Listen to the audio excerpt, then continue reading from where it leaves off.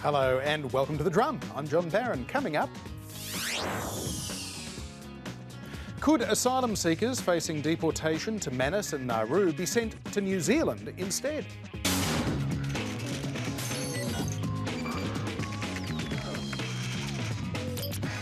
Lockout laws being debated in Queensland Parliament and on the streets. Have they gone too far around the country? And who's your daddy? New laws allowing men and women to decide if they want to be called mother or father.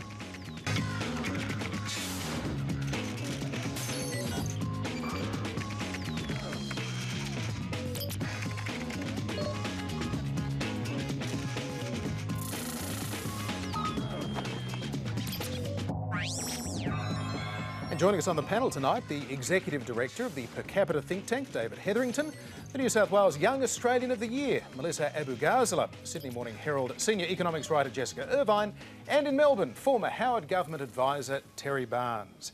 And of course, as always, you can join in on Twitter using the hashtag #TheDrum.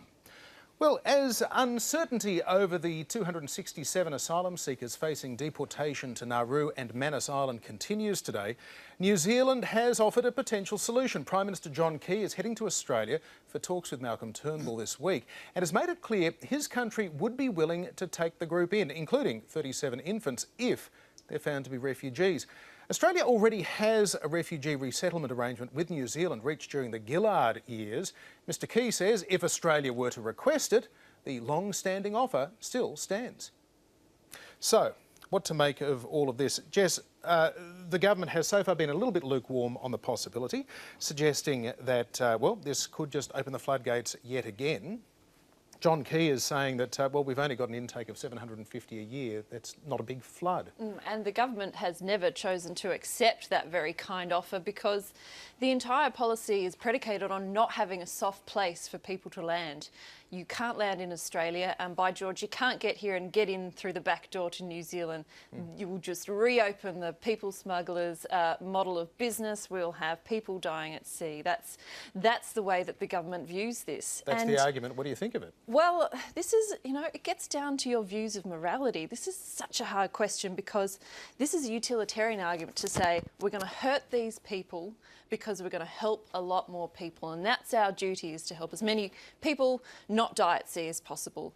But I think a lot of Australians, and this is how I feel, is that you have a duty to care. I would rather live in a society where some people who are beyond help can't get help than a person presents to another Australian and says, I need help, and the government says, you can't help this person because we're trying to help this hypothetical other person. I want to be able to help and be helped by the person that I'm standing in front of. And I think that's having these kids and the babies in Australia is really forcing people, they'd rather not think about this issue, but when it's about helping someone in front of you or hypothetically helping someone who might board a boat in the future, that's really bringing it home. Melissa, do you see that this could soften public opinion on the matter? The fact that we can hear about these people, we can see these people, we know 37 of them are babies, that maybe there could be a shift.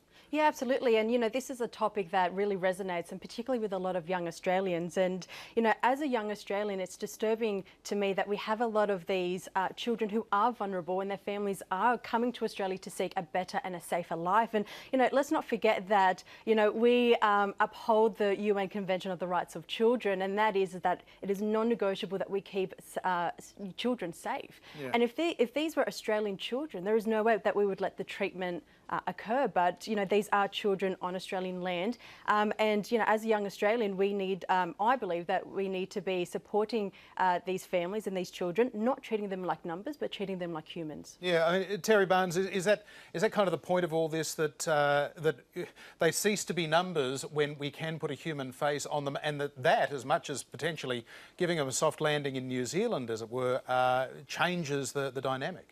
Well, John, that's true, and frankly, personally, I'm torn. But when it comes down to it, the way I see it is that the government actually is right on this, that we actually want to stop this evil trade once and for all and ensure that those people don't get on those rickety boats in the first place. And if that means being tough at this end, we have to be tough at this end.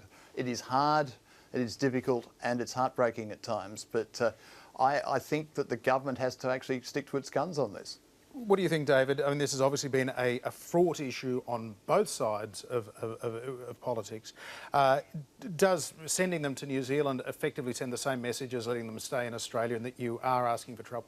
Look, I think this particular question tells us so much about the default setting of this issue in Australian politics and how vastly different it is from so many other places in the world. I mean, it's frequently observed that John Key and Malcolm Turnbull are peas in a pod on so many things. They've got very similar career trajectories. They're moderate conservative leaders. They clearly have a good rapport. John Key's not making this offer to embarrass Malcolm Turnbull, but it just shows the difference in the underlying position of the New Zealand government and public versus ours. Now, what the other panellists have said is right. The reason the government does this is to say there is absolutely no place for compassion in our system.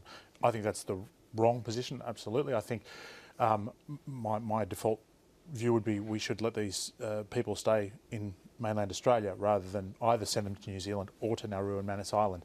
But we've chosen a path, and I think it's a path that both sides of our political divide, the leaderships of both sides have bought into.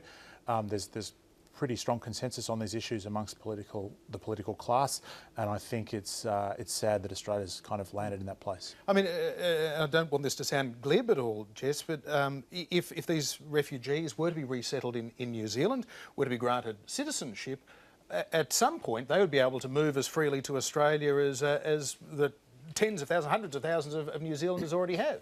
Yeah, and not to be glib in return, but actually that migration flow has gone the other way because the New Zealand economy is doing much better, and more Australians are actually moving to New Zealand. But that's exactly true. There are more open borders, so eventually some of these refugees would resettle here anyway, so why go through the farce of sending them there? I mean, it is farcical, the whole system, and it's so much more expensive to have this so-called solution. The cost of those offshore detention centres come in sort of a lot of money. It's cheaper to just process them here, process them quickly, get them in the community, give them the support that they need in large communities, not stick them on an island. So, Melissa, this is the same bind that we've had for years. There is this will to be compassionate, yet not to be seen to be compassionate, because that could lead to disastrous outcomes. Yeah, look, and I think the one thing that we forget is that, often these refugees who, are coming to Australia have a lot of skill sets that, we could actually benefit from as a country. And, I think that we need to be creating pathways for these families to settle, and particularly, even if there are regions across Australia that could benefit from, the capacity and the skill sets of these refugees, but we need to be giving them pathways so that they're able to make a meaningful contribution to our country, because they can, and they definitely will if we gave them the same fair go that we often promote that our country gives. Sure. Let's have a look at these controversial new lockout laws. They're being debated in Queensland's Parliament tonight, we expect, and this campaign to wind back similar laws is getting up a real head of steam in Sydney at the moment, it seems, and elsewhere. In Queensland, the Premier Anastasia Palaszczuk has compared the state's night spots to, quote, war zones, as she tries to convince crossbenchers to support a statewide 2 a.m. last drinks or a 3 a.m. call when combined with a 1 a.m. lockout. Now, we'll get the view of our panellists in a moment, but first, let's get this background report. Here's Mike Clay. There's a brouhaha brewing over Sydney-siders' right to drink, in a pub after lockout or takeaways after 10 p.m. And that storm in a wine glass is spilling into the federal arena. I do think that Australia has gone too far down the path of trying to regulate so many aspects of people's lives. I genuinely do. The vexed issue of what to quaff when was reignited by entrepreneur Matt Barry, who penned a lengthy takedown of the laws and their effect on Sydney nightlife. There's been an 84% drop in foot traffic along the King's Cross area. Every business has been going down here. It's kind of putting a damper on my holiday a little bit. You can get blind and put all your money in a poker machine or hit the tables, and there's nothing said about that. In answer, New South Wales Premier Mike Baird wrote his own social media essay defending the laws, saying assaults are down 42%. Well, how does that sit with the way in which patronage is down? I heard someone quip, well, there were 0 assaults in the Simpson Desert too. And after thousands of critical comments that pointed out assaults were already on the decline, Social Media Mike announced a review. I am very happy on where we're at, but if there are things we can do to improve it or enhance it, or we've overlooked, or there's other opportunities, well, that's what the review will consider. So why do we care what's happening in Sydney? Well, where Sydney goes, others follow. The Queensland government wants lockouts for Brisbane's Fortitude Valley, the Gold Coast and other spots. Health groups are clamouring for them in Victoria, even though a lockout law was trialled in Melbourne back in 2008 with little effect. Even Adelaide is thinking about bringing their 3 a.m. lockout forward an hour to be more in line with Sydney. So all you bored Sydney-siders thinking about moving to Adelaide for the nightlife, think again. But ultimately, you can't stop someone from making a stupid choice. Actually, governments do often protect people from their own stupidity. But is this medicine just too bitter for thirsty punters to swallow? Mike Clay with that report. Terry Bones, what's your take on this? How should we measure the effectiveness or otherwise of these laws? Because we do have these sort of competing concerns. One, the business people and the people who want to go out and socialise and have fun. And on the other side, of course, the very real issue of alcohol-related violence.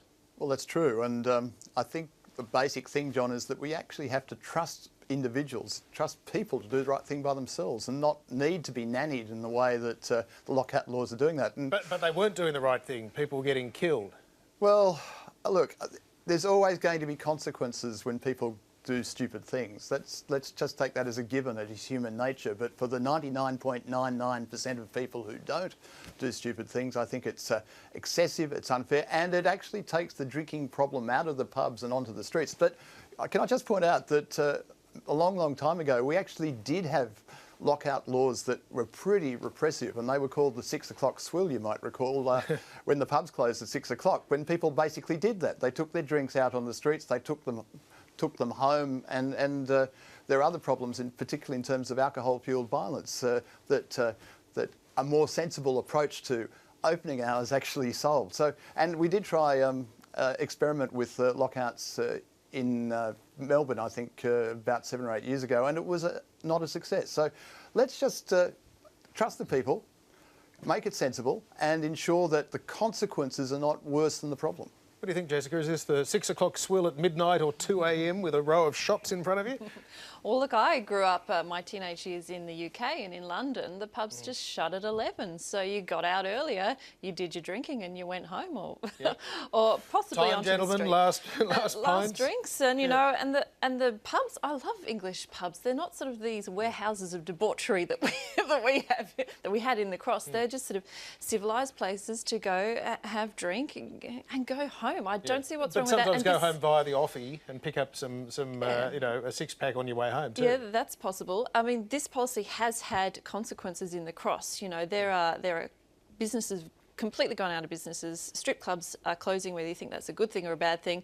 It is harder to make money just running a restaurant or a cafe in the same place. So these are landlords they're losing money on their commercial property, and nobody likes that. But it has solved somewhat the problem, which was people weren't doing the right thing, and kids were on the street. It was unruly, and those lockout laws have diminished that. So I support them. David, I feel very old when I sort of think this way sometimes. But I mean, who really needs to be getting more to drink at 3 o'clock in the morning?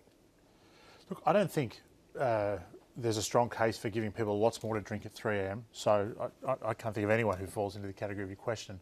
But I do wonder whether the kind of quite draconian solution, if you like, that has been implemented in Sydney is exactly the right tool to kind of respond to the problem.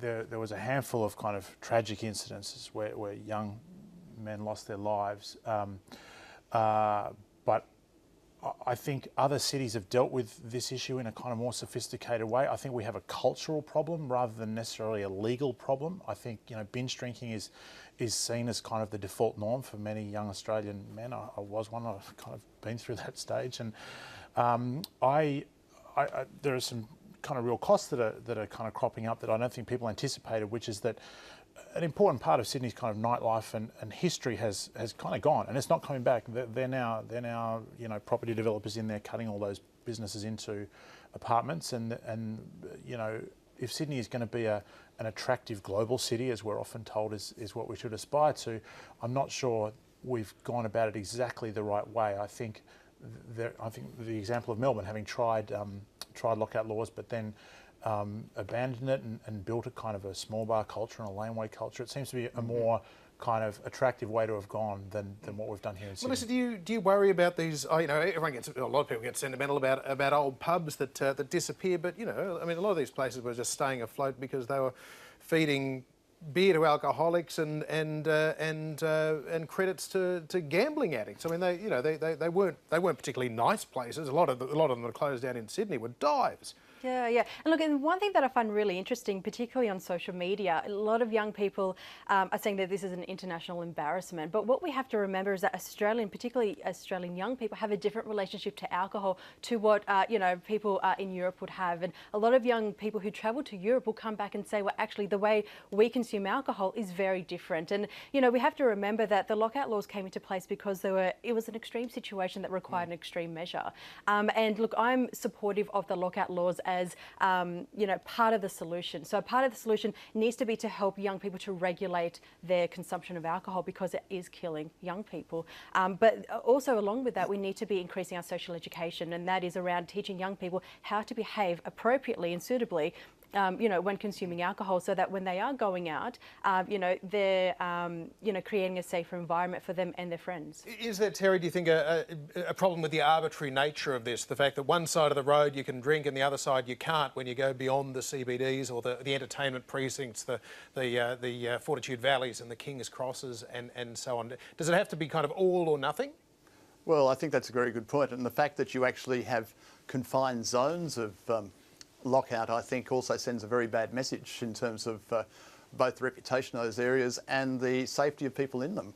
Look, from my point of view, being down here in Melbourne, I see that the City of Melbourne's actually launched an advertising campaign saying, come to Melbourne, have a good time. So, Mike Baird, if you want to keep going that way, please do. Yeah. Well, for more on the lockouts, you can head over to the Drums website, where Sydney University criminologist Murray Lee is calling for a dispassionate review of Sydney's laws.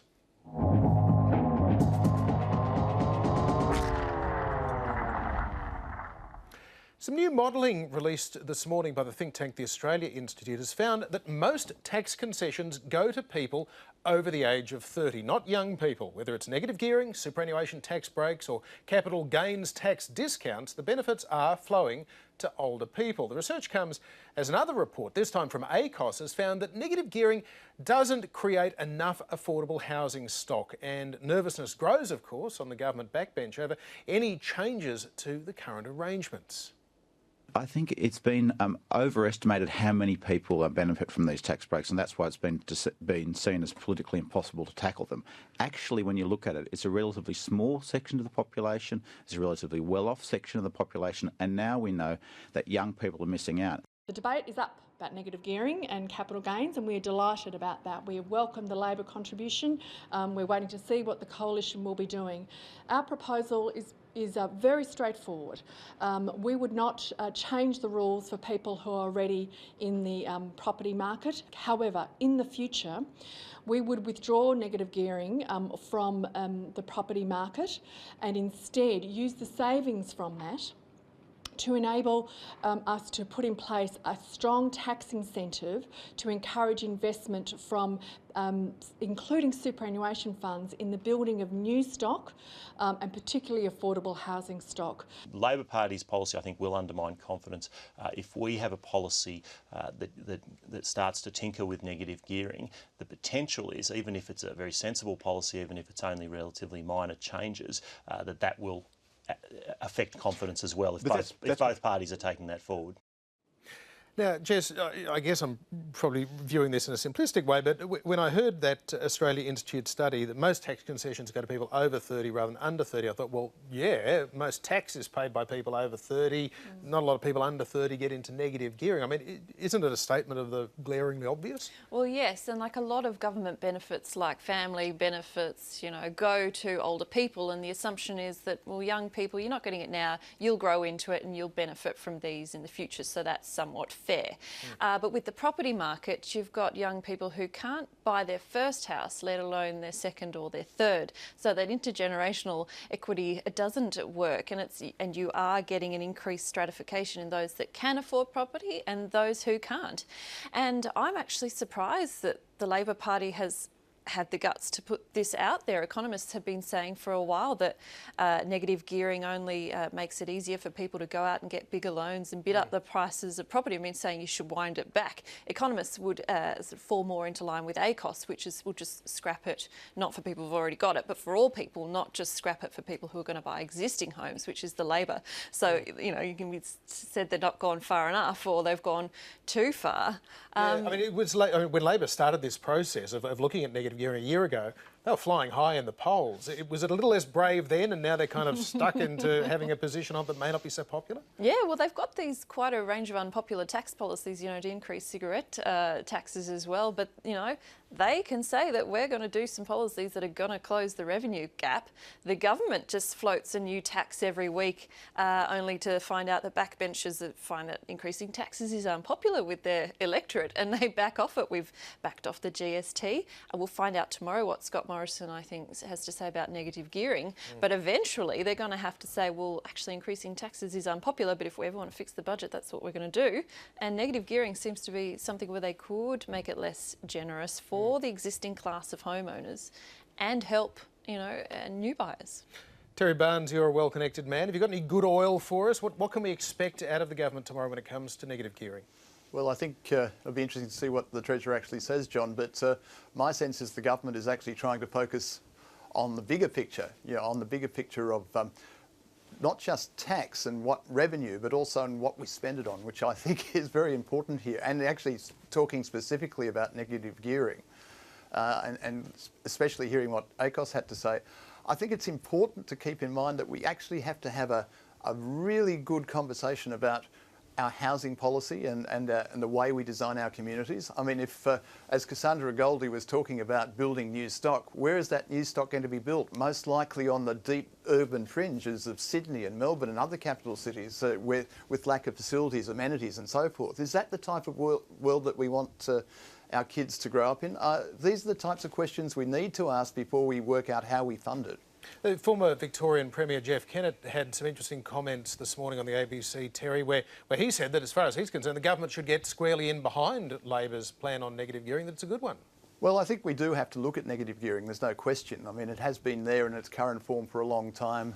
Previous attempts to play with it fell sort of flat by the wayside, and other countries with similar regimes, including the UK, have introduced some reforms in the last few years that seem to be working, such as capping the benefits you can get from negative gearing. So I think I'll wait and see what the Treasurer has to say tomorrow. But I just say we need to have a conversation about what we want to do, what policy we want to actually promote by doing this. Melissa, what did you make of this equity issue when it comes to younger people and the fact that whether it is the tax system broadly or negative gearing in particular, that young people are missing out? Yeah, look, and you know, I'm in my late 20s, and I'm now seeing a lot of my peers and even myself wanting to enter the housing, you know, market. And you know, what we're often finding is that, you know, look, we agree with, you know, older people should be able to have those tax concessions. We want them to be able to retire and to be self-sufficient. But you know, how do we access the market? And you know, at the moment, you know, it makes more financial sense for us to, you know, buy the property next to us, rent that out, and then rent, you know, the apartment that we're living in, and that, you know, that's, I guess, what the system encourages, and it doesn't quite make sense. Yeah, David, do you think that the reduction of negative gearing or the focusing it on only new housing stock will only have the kind of limited benefits that ACOS is talking about? That it really has to go all together to solve what everyone recognises is a big problem for people under 30 in particular? I don't actually, John. I think there's two good reasons to look at this negative gearing issue, and I think Labor's policy pushes it in the right direction by focusing on new build housing only. You know, economists talk a lot about a kind of marginal effect on behaviour, which is if you change one thing, you know, how will people modify their behaviour?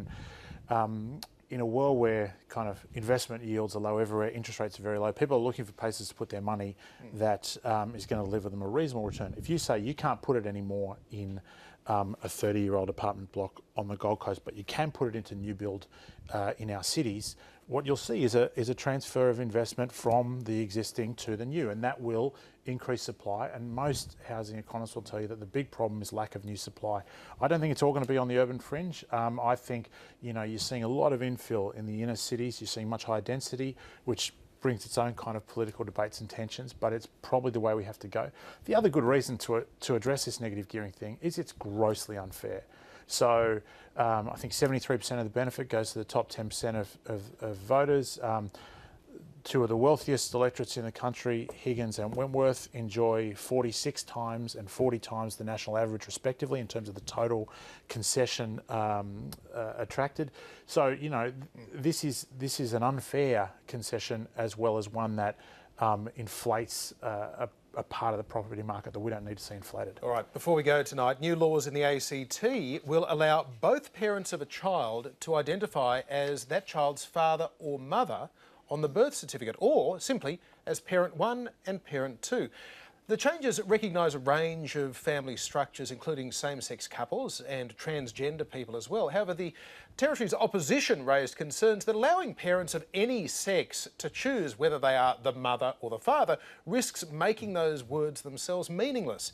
So, is this just a case of the law catching up with reality, or are things potentially getting out of hand, Jess, if a woman can say, I'm the father and he's the mother? This is funny for me because I've got a toddler, a 16-month-old, and the easiest word for toddlers to say is dada. He has trouble saying mum, so I'm already called dada, and so is dada, and I just find it adorable. And what parents, what children need is parents that love them, whatever gender. And if he wants to call me dada, that's fine. We'll have to sort that out down the track.